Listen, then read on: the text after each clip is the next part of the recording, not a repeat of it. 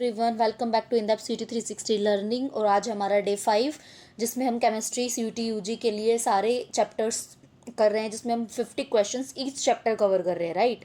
सो हम जो क्वेश्चंस हो N C R T exemplar से लेके आए हैं, जो पी वाई क्यूज़ है जो ऑलरेडी रिपीटेड हैं सी यू टी के पेपर में या फिर तुम्हारा बोर्ड्स में आए हुए हैं, वो क्वेश्चंस हम लोग लेके आए हैं, तो उनके आने की प्रोबेबिलिटी और जो चांसेस है दिस इज़ वेरी हाई। तो before starting the video I would request all of you to just at least एक बार तुम अपना जो चैप्टर है वो रीड करके बैठो, एक बार उसके नोट्स देख के आओ, ताकि तुम यहाँ पे जल्दी जल्दी फास्ट फास्ट हमारे साथ क्वेश्चन लगा सको। और सेकेंड थिंग इसकी, तुम जब सोल्यूशन कर रहे हो तो एक बार वीडियो को पॉज करके खुद से सोल्यूशन करने का ट्राई करो, तो तुम्हें इससे अटेम्प्टिंग स्ट्रेटेजी पता लगेगी। Right.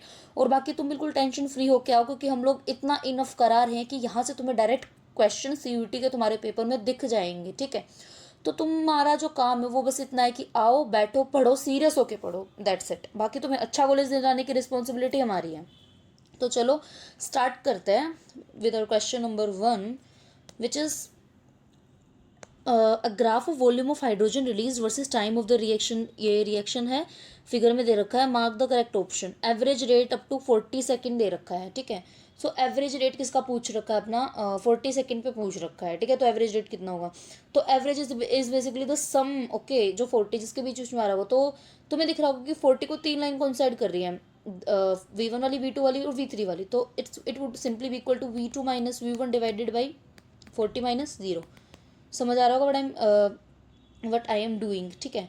So the answer is not visible, तो बाकी इसका आंसर यही हो जाएगा। Now let's move to our next question, which is question number 2, which states that consider the graph given below, which of the following option does not show instantaneous rate of the 40th reaction, 40th second, sorry 40th second में कौन सा नहीं देगा instantaneous rate? तो instantaneous rate क्या होता है कि वेरी फास्ट, राइट, जो फास्ट रिएक्शन हो रही थी, तो उस पॉइंट ऑफ टाइम पे क्या हमारा रिएक्शन का रेट होगा, और हमें with respect to 40th second बताना है। तो 40 से एक पीछे ले लो, 50 ले लो, 40 से एक पीछे 30 ले लो, या इन दोनों के बीच का ले लो, या 40-50 ले लो। ठीक है। वो इंस्टेंटेनियस में इट विल बी काउंटेड। तो ऐसा सेम यही पीछे भी हमें सेम ग्राफ दिया हुआ था जिसका हमने आंसर किया था। तो I think you guys will be able to solve this question. इसमें कुछ नहीं है, इसमें इंस्टेंटेनियस रेट है, डायरेक्ट एनसीईआरटी में इंस्टेंटेनियस रेट और एवरेज रेट तुम्हें अच्छे से समझा रखा है। तो I think you are able to do it.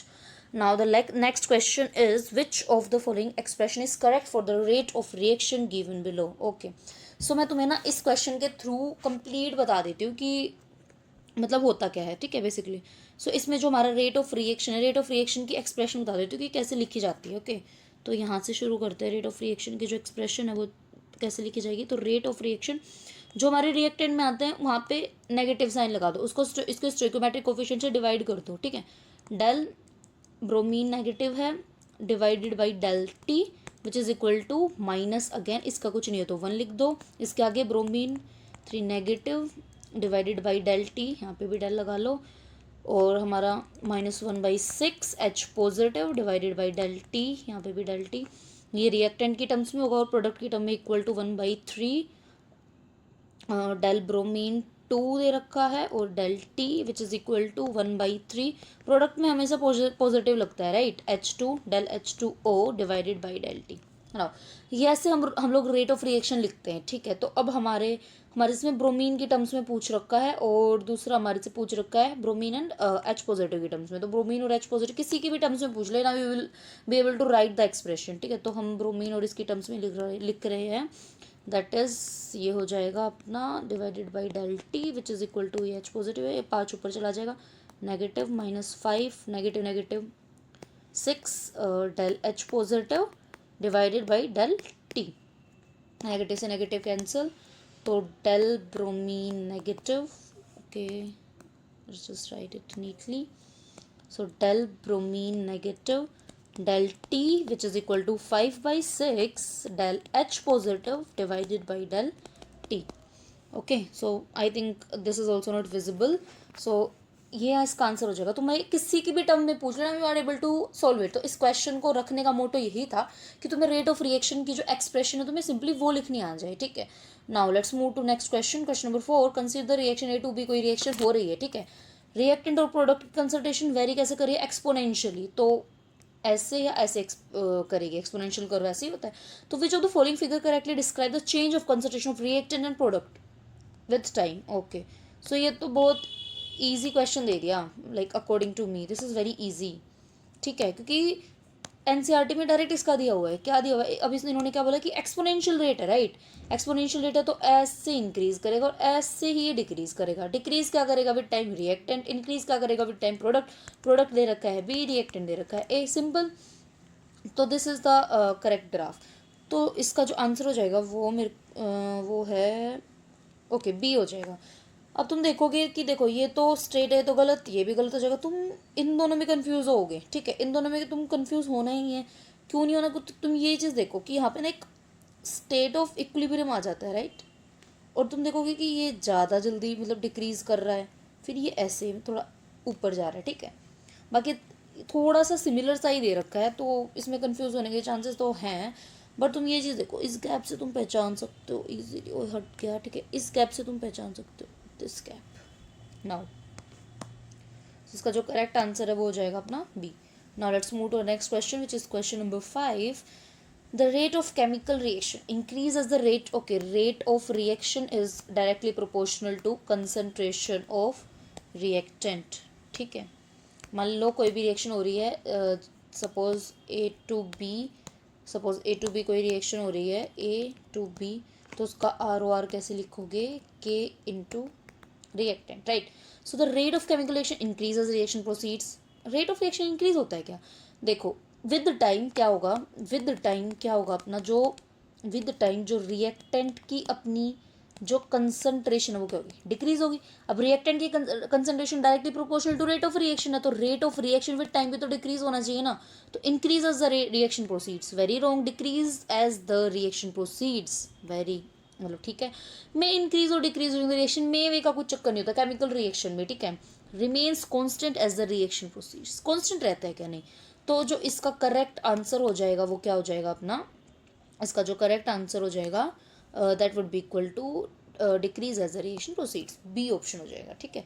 Now let's move to next question which is question number 6। Which of the following law state the rate of a chemical reaction is directly proportional to the concentration of reactant, ठीक, तो law of mass action इसका answer हो जाएगा, ठीक है, तुम्हें याद होना चाहिए। Now let's move to next question, question number 7, which states that when two reactant are in the same phase, okay, मान लो A to B कोई रिएक्शन जा रही है, ओके, ये भी just write it, okay, A to B कोई reaction जा रही है, इसका भी फेज कुछ x है और इसका भी फेज कुछ x है, ठीक है, कॉमन फेज है, will ensure the product are form fastest किस में होंगे। अब तुम्हें एक चीज़ पता होगा कि जो हमारा प्रोडक्ट फॉर्म होता है, वो जो प्रोडक्ट फॉर्म होता है वो कैसे होता है, तो वो कोलिजन से होता है, राइट, जब अच्छे से इफेक्टिव कोलिजन्स होंगे तो तभी तो केमिकल रिएक्शन होगी, तभी केमिकल रिएक्शन होगी, जब कोलिजन होगा तभी केमिकल रिएक्शन होगी बिटवीन द पार्टिकल्स, ठीक है। तो कोलिजन किस में ज़्यादा होगी, जो पार्टिकल्स क्या होंगे, फ्री पार्टिकल्स होंगे, right. So free particles solid के होते क्या, नहीं, लिक्विड के होते क्या, लिटिल बिट होते हैं, बट गैस के बहुत ज़्यादा होते हैं, तो इसका आंसर सिंपली सी हो जाएगा which is gas. Now let's move to question number 8. Which of the following are used by automobile not engineers, it's engines, okay, to increase the rate of its internal reaction। तो तुम एक चीज़ देखो, ये ऐसा question है कि तुम अगर इसकी थ्योरी नहीं पढ़ोगे इस चैप्टर की तो तुम कंफ्यूज हो जाओगे, मतलब कि हम क्या लगाएं, राइट। तो मैं इसीलिए बोलती हूँ हर वीडियो में आई एम सेइंग दिस कि जस्ट एक बार अपनी एनसीईआरटी को अच्छे से बैठ के जस्ट एक बार रीड करो, अच्छे से रीड करो, ठीक है। नाउ अभी देखो, जो ऑटोमोबाइल इंजन्स होते हैं ना, उनके फ्यूल की हम कंसंट्रेशन कभी चेंज नहीं कर सकते, विस्कोसिटी कभी चेंज नहीं कर सकते, नेचर ऑफ फ्यूल कभी चेंज नहीं कर सकते। अगर किसी गाड़ी में डीजल डल रहा है तो तुम पेट्रोल डाल दोगे, इट विल स्टार्ट क्या बोलते हैं, it will not work, right. So इसका जो आंसर हो जाएगा, हमें जो ठीक लग रहा है वो तुम्हें surface area of the reactant लगना चाहिए, ठीक है। तो इसके बारे में कुछ बातें बता देती हूँ। जो हम फ्यूल इंजेक्ट करते हैं ना, वो हम माइक्रोस्कोपिक ड्रॉपलेट की फॉर्म में करते हैं। अभी मैंने एनसीईआरटी रीड कर रखी है तो मेरे को पता है कि एग्जैक्ट वर्ड्स क्या हैं, ठीक है, तो मैं तुम्हें एग्जैक्ट वर्ड ही बता देती हूँ। ये माइक्रोस्कोपिक ड्रॉपलेट की फॉर्म में वी इंजेक्ट फ्यूल। अब तुम देखो, तुम माइक्रोस्कोपिक ड्रॉपलेट की फॉर्म में कर रहे हो, क्या तुम उसकी कंसंट्रेशन चेंज कर दोगे, नहीं। विस्कोसिटी चेंज हो सकती है क्या, नहीं। तो इकलौता आंसर हो जाएगा हमारा surface area, now let's move to our question number 9 which state that the role of catalyst is to change. ठीक है, हमारा जो कैटलिस्ट काम करता है वो कैटलिस्ट का क्या काम करता है, तो it alters the rate of reaction, alters the rate of reaction. ये क्या करता है, हमारा रेट ऑफ रिएक्शन को ऑल्टर करता है, राइट, कैटलिस्ट। ओके, अब ऑल्टर भी कैसे कर सकता है, पॉजिटिवली कर सकता है और नेगेटिवली कर सकता है, राइट। सो पॉजिटिव क्या करेगा भाई, फास्ट फास्ट कर देगा, नेगेटिव क्या करेगा, स्लो स्लो करेगा। तो इसको हम नेगेटिव कैटलिस्ट की कैटेगरी में रखते हैं और इसको हम पॉजिटिव कैटलिस्ट की कैटेगरी में रखते हैं, ठीक है। सो जो हमारा कैटलिस्ट है ना वो क्या कर देता है, वो हमारी जो एक्टिवेशन एनर्जी है ना उसमें चेंज कर देता है, ठीक है, कि जो हमें रिएक्शन इनिशिएट करने के लिए कुछ एनर्जी रिक्वायर हो रही है वो उसमें चेंज कर देता है, समझे। Now let's move to next question, question number 10 which states that in the presence of a catalyst the heat evolve और absorb during the reaction. Catalyst की प्रेजेंस में जो हीट इवोल्व या एब्जॉर्ब हो रही है वो क्या होती है, तो तुम हमेशा याद रखना कैटलिस्ट ऑल्टर करता है रेट ऑफ रिएक्शन को, बाकी वो फालतू चीज़ों से नहीं छेड़ता, मतलब इंक्रीज करता है डिक्रीज करता है रेट ऑफ रिएक्शन को, राइट, इंक्रीज करता है डिक्रीज करता है। द हीट इवोल्व पूछा है हमारे से इसमें, तो वो तो अनचेंज रहेगा। रेट ऑफ रिएक्शन की बात पूछ लेता तो इंक्रीज डिक्रीज लिख देते, बट यहाँ पे क्या पूछा है, हीट इवोल्व, तो वो अनचेंज होगा, हीट में कोई उसका लेना देना नहीं होता, ठीक है। Now let's move to next question which is question number 11 which states that correct statement देखनी है हमें कि करेक्ट स्टेटमेंट कौन सी है। The rate of a reaction decrease, okay, with the passage of time as the concentration of reactant decrease. So I think तुम्हें समझ आ गया होगा, क्योंकि हमारी जो रेट ऑफ रिएक्शन है वो डायरेक्टली डिपेंड करता है किस पे, कंसंट्रेशन ऑफ रिएक्टेंट पे। तो हमारा पहले ही स्टेटमेंट ठीक हो गया, तो हम आगे क्यों ही जाएंगे, ठीक है, क्योंकि this is not MSQ type. What is MSQ, MSQ में तुम्हें ऊपर लिखा मिलेगा which is multiple select question, which is multiple select question, उसमें तुम्हारे एक से ज़्यादा ऑप्शन करेक्ट होंगे, ठीक है। अभी इसमें नहीं लिखा हुआ है तो इसका एक ही ऑप्शन लगा के हम लोग आगे बढ़ जाएंगे, ठीक है। Now let's move to question number 12 which states that which of the following statement is not correct for catalyst. गलत है, not correct. Forward and backward reaction to the same extent, मतलब कैटलाइज करता है, कोई फॉरवर्ड रिएक्शन हो रही है उसको भी और जो बैकवर्ड रिएक्शन हो रही है उसको भी। अच्छा, it alters dg of the reaction, okay, if the substance that does not change the equilibrium constant of a reaction, okay, equilibrium constant को change नहीं करता है, it provides an alternate mechanism by reducing the activation energy between reactant and between the product, ठीक है। So del जी का formula क्या होता है, minus R T L N Q.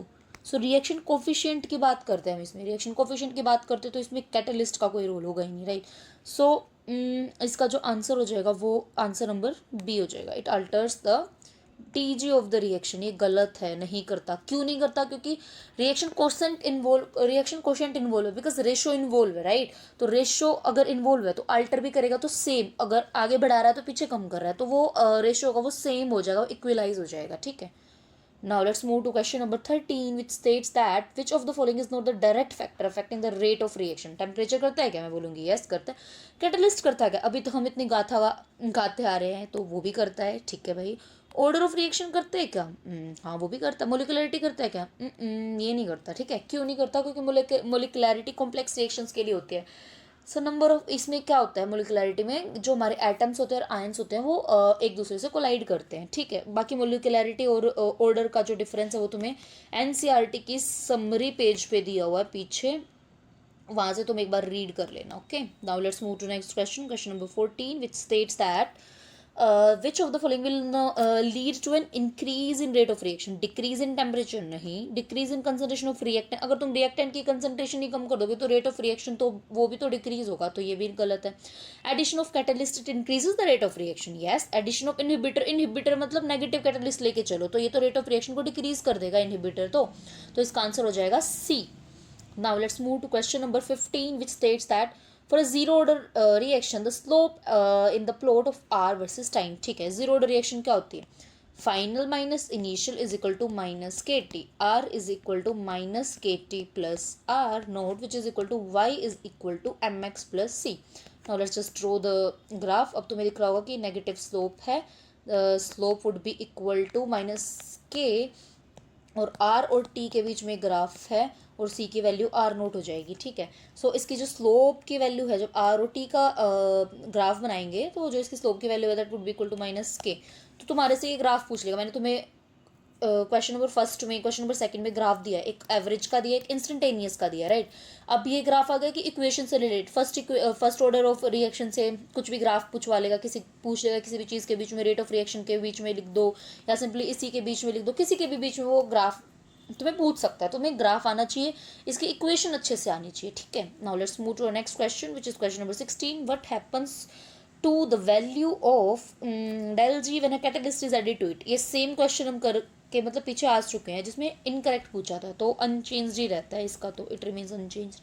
Now let's move to, क्यों अनचेंज रहता है तुम यहाँ पे भी लिख लो, बार बार लिखो ताकि बार बार तुम्हें याद रहे। Minus R T L N K Q reaction coefficient होता है इसलिए। Now let's move to next question which is question number 17 which states that rate law for the reaction this is found to be this. Okay, the concentration of the reactant B is doubled, keeping the concentration of A constant. The value of rate constant will be, now दो option ही दिए हुए हैं, तो तुम्हें पता है कि same तो हो ही नहीं सकता, अगर रिएक्शन में चेंज हो रहा है तो डबल ही होगा, ठीक है। नाउ करके देखते हैं। रेट 1 के ए एंड बी की कंसनट्रेशन दी हुआ है, रेट 2 क्या बोला है, के ए जब बी की कंसनट्रेशन डबल कर दे, 2 भी करते, सो ये R2 क्या आ जाएगा अपना, R2 width B equal to 2 के ए बी, और इसकी वैल्यू हमने देखी थी वो R1 है, R2 is equal to 2R1, तो डबल हो जाएगा।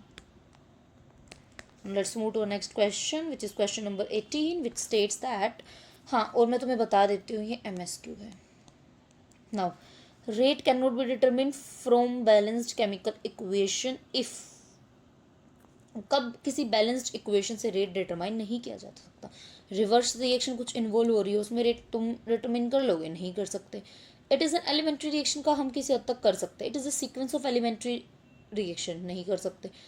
Any of the reactant is in excess, excess में भी नहीं कर सकते, तो इसका जो आंसर हो जाएगा वो क्या हो जाएगा, A C and D.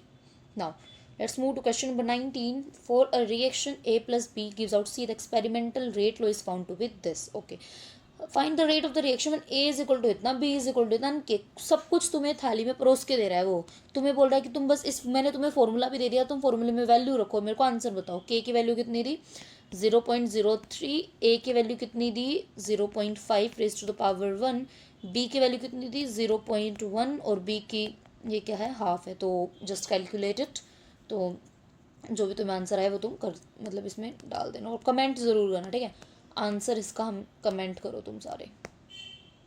Now let's move to next question which is question number 19 which states that the half life period for a zero order reaction is equal to, half life पूछा है zero order का, तो T half, ये formula तुम्हें याद होना चाहिए। मैं अभी तुम्हें ना समरी टेबल कराऊंगी तो तुम्हें उसमें बिल्कुल सारी चीज़ें क्लियर हो जाएंगी कि मैम आप ये कैसे लिख पा रहे हो, ठीक है।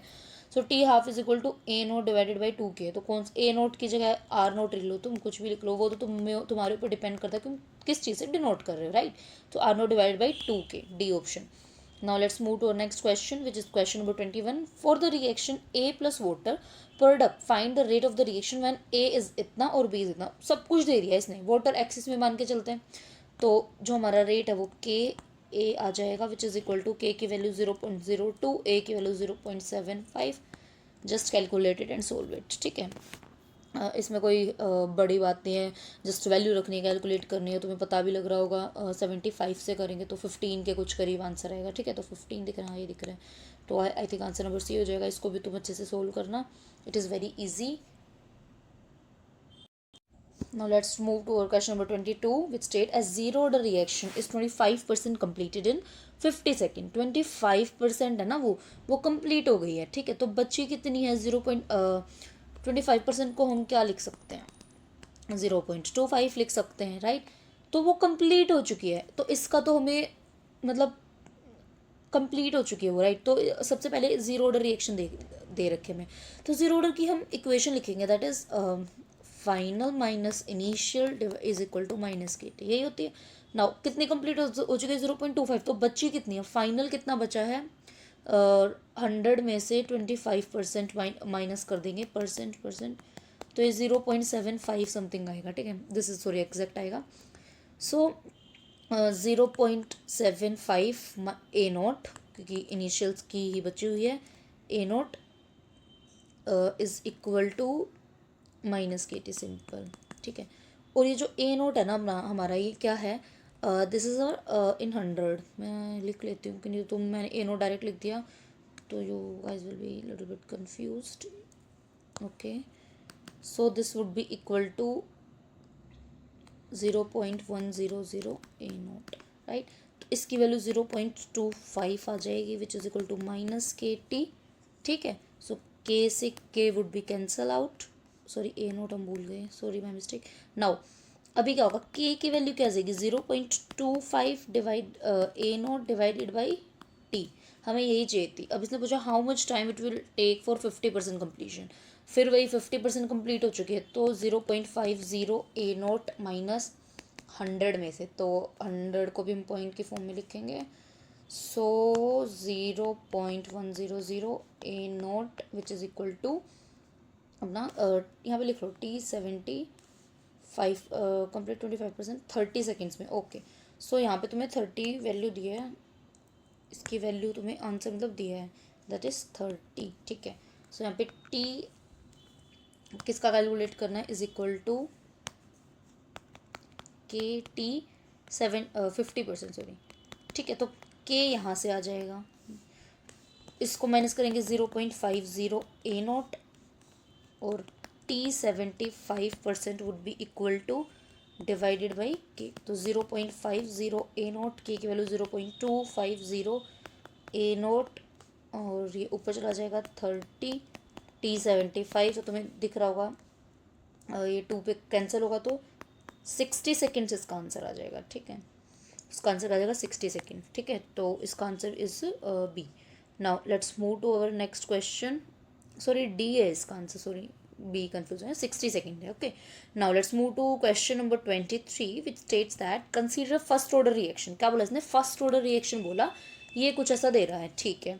हाँ, पी इनिशियल, तो प्रेशर वाले क्वेश्चन तुम्हारे एनसीईआरटी में बहुत सारे दिए हुए हैं, ठीक है। तो मैं तुम्हें बता देती हूँ प्रॉपर इसका कि प्रेशर वाले क्वेश्चन जब आए तो तुम्हें कैसे सोल्व करना है, कैसे अप्रोच लगानी है। तो रिएक्शन दे रखे A is equal to B plus C, दोनों गैसेस होने चाहिए, keep this in mind. So T zero पे इसने क्या बोला कि पी इनिशियल है, पी आई है, जीरो जीरो हो जाएगा।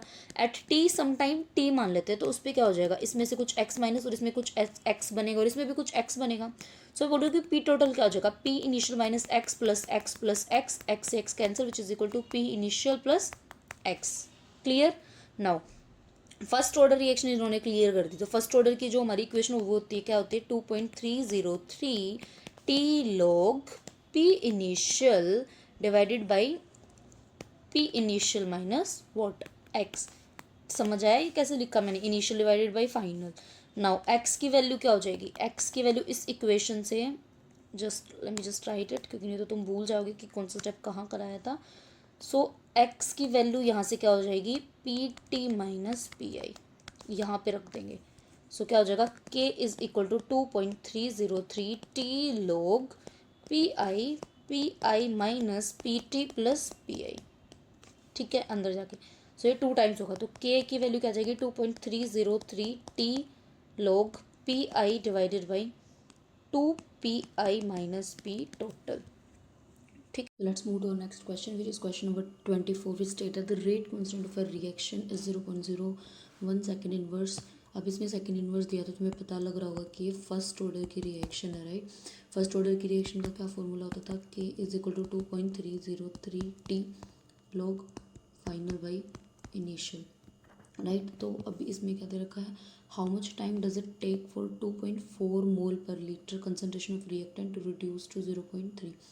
जो हमारी फाइनल कंसनट्रेशन है वो 0.3 है, और जो हमारी इनिशियल कंसनट्रेशन है वो 2.4 है।